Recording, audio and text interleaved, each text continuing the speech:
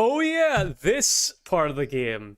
Okay, this is a completely original part of the game with no connection to the book or movies. That's basically just a comedy relief level. So yeah, like we're on this, even though it's the main story, we're on this random side quest where we need to go save Neville.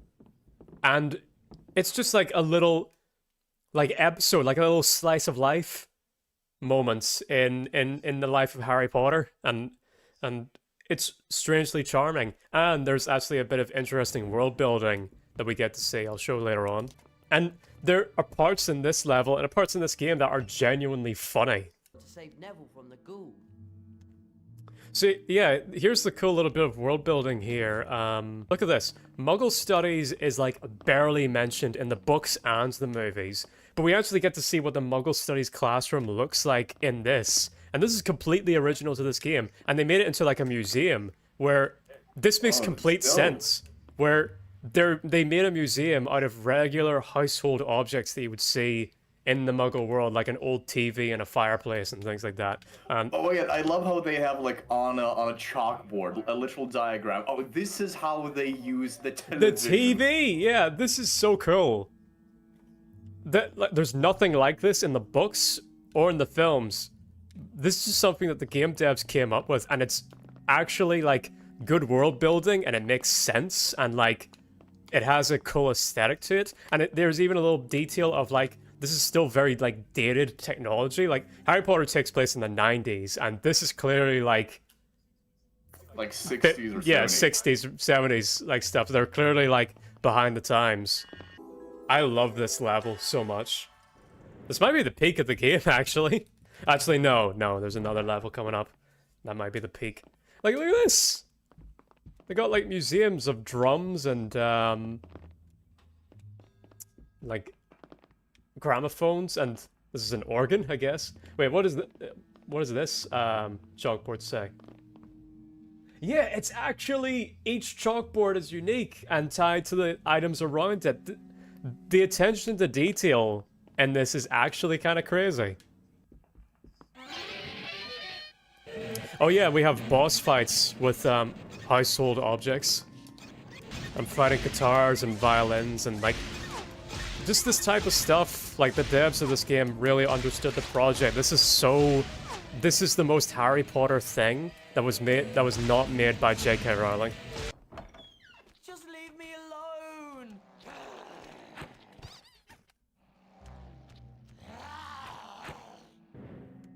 Look at this. So there's Neville up there and a ghoul prowling about. This ghoul used to scare the shit out of me. I just remember like he'll do like this smiling friends-esque like.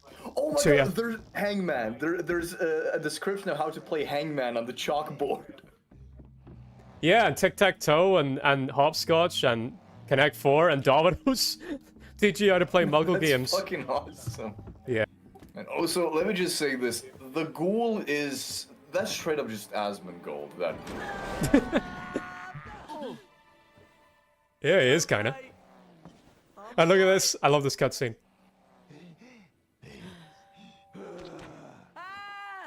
Okay then, you keep I love how they're all both either concerned or just amused by stupidity. Yeah, they're like, we're fucking off. We're just leaving Harry to deal with Asmongold while we fight these old school toys.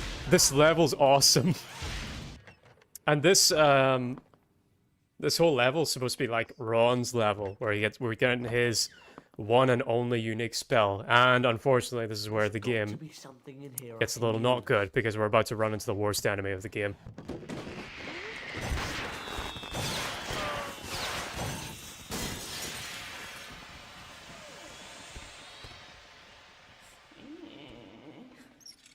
Yeah, these guys sucked. It's a cool design, and they make a cool noise, but they're very annoying. Ron's only unique spell in this game is Lumos, a spell that came right out of the gate in the last game. And you only use it to light up lights and highlight these guys so that you can then make them visible. Oh, that's a nice mechanic. And then kill them. But they are very annoying. and just like very clumsy to fight. Alright. Now, are you ready for a fantastic boss fight? You're about to see the most intimidating, Sure, lay it on me. most intimidating enemy in the world. Yep. Help down here. Okay.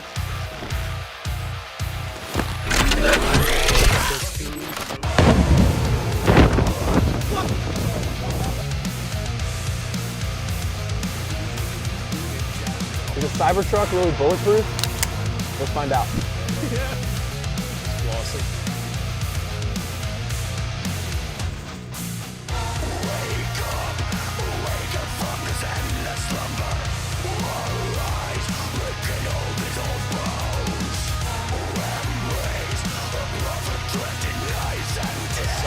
There we go.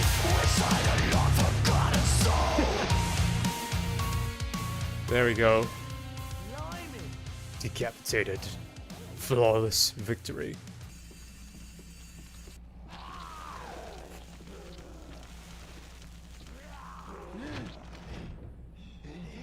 Now leave my friend You're just alone. pushing him back in his apartment. Yeah, with the rats. Let's get back to the common room. Get back to playing WoW Classic. Cool stuff. Now we can head back and... Oh, like, yeah. Right, let's look at this environment real quick. I love this little room. Like, displays of toy robots. And, display of, like, a village. And what's this?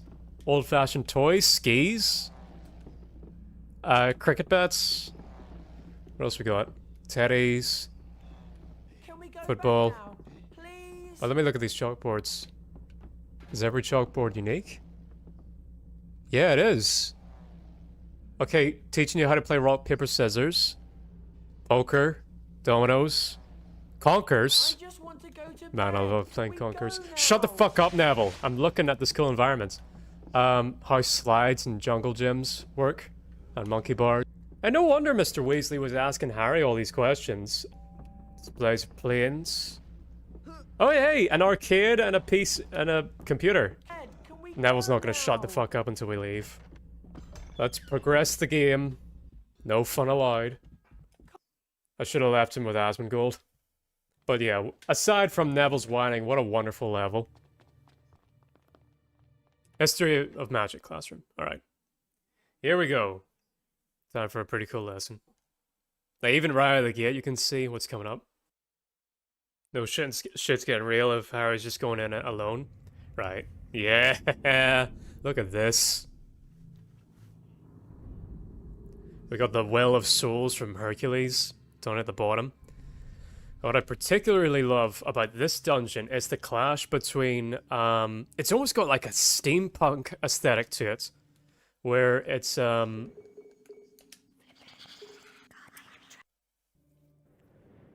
where it's got like this metal work, mashed in between all like this medieval architecture and stuff. And the noise that these like little blocks make is really satisfying.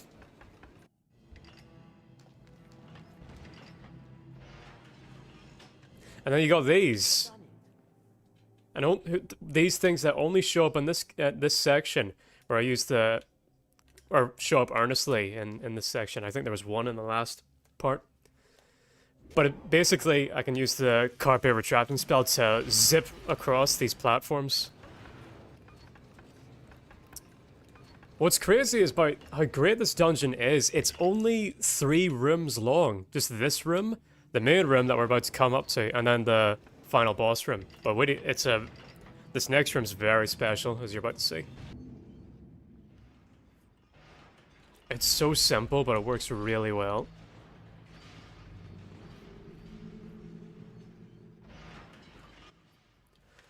So all you have to do is just, using the carpet retractum spell, get from each corner of the this arena and then lock them using this sort of like jumping puzzle thing. And the order in which these guys pop up changes depending on what platform you're on. That's not all that there is to this, as you'll see.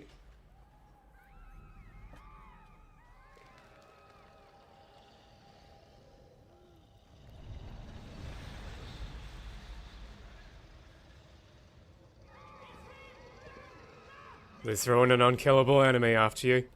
Like, this is some... It's a really cool idea, and actually, like, kind of scary that you need to, like, figure out this sort of platforming puzzle while you got this dickhead tailing you the whole time. There actually is some strategy put into this. This is some, like, some Nemesis stuff. Especially with how much the Dementor's been built up throughout the story.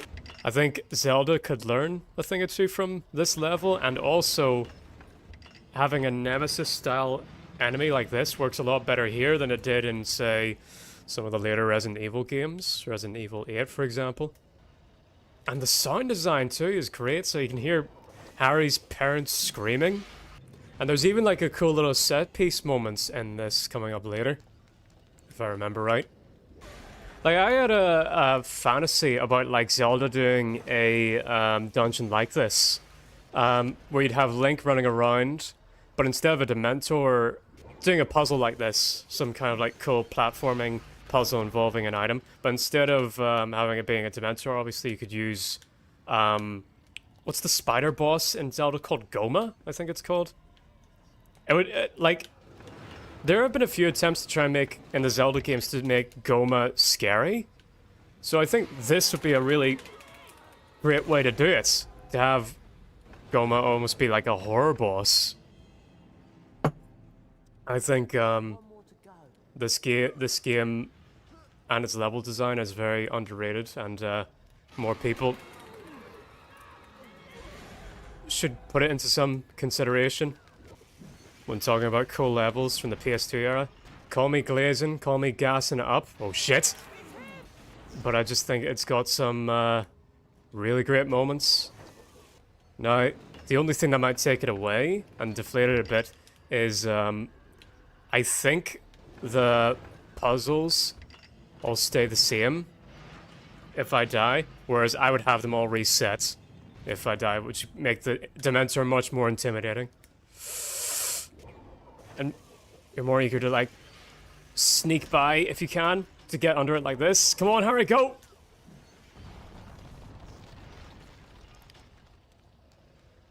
So even that, like, just come on, emphasizing this big mad dash back to the other side of the room. Come on, go! There we are. Now we get a pretty fucking cool payoff. Where do you see this?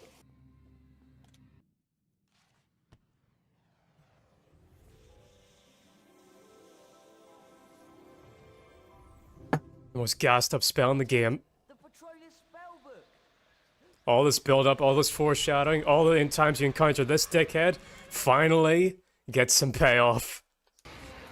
Like, right, it like gets you by jumping you, and then you pull this out, and this fucking music, man.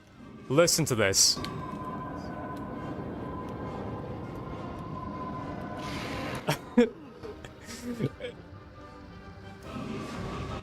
And just the sound design on the Patronus too is just awesome. What a great mission. I loved it. I love it so much. I only wish that there was a little bit more to it. It was a little longer, and like maybe make the boss a little longer. But it's fantastic, man.